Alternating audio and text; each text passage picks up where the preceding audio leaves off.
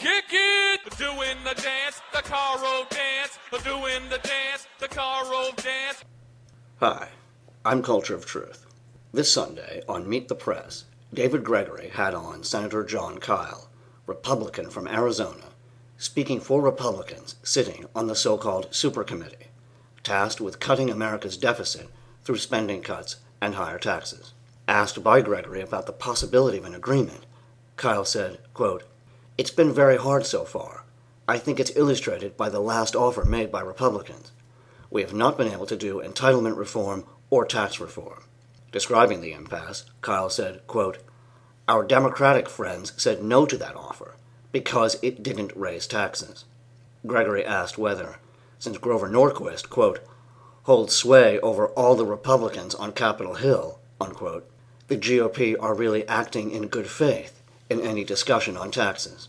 Kyl said an alleged offer to eliminate some tax deductions, quote, "was a big step for Republicans, and I think it's the only news that's really come out of this," unquote, and that's the only real breakthrough here.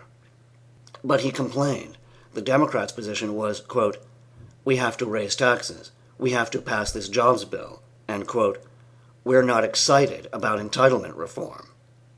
Ignoring the Democrats' lack of excitement about entitlement reform, to his credit, David Gregory pointed out that in the course of trying to lower the deficit, Republicans wanted to have a conversation about extending the Bush-era tax cuts, which the Congressional Budget Office said would increase the deficit by $3.7 trillion.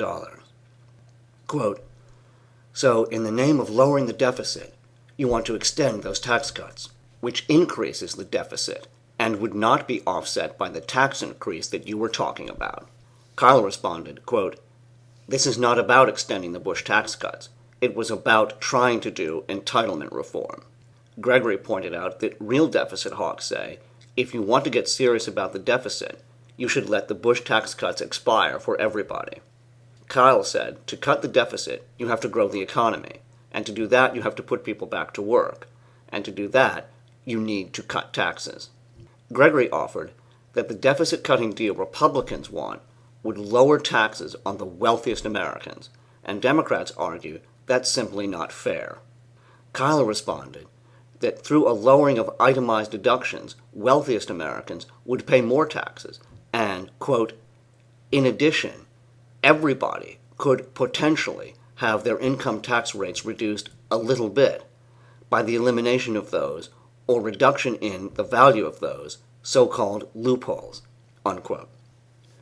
So, Jay, in order to cut the deficit, Republicans offer cuts in Social Security, Medicare, and Medicaid, an income tax cut for the richest Americans, which would increase the deficit, and a possible reduction in the value of itemized deductions, which they say could, potentially, hypothetically, maybe, reduce income tax rates for everybody. A little bit. And that's the most ridiculous thing that happened this Sunday.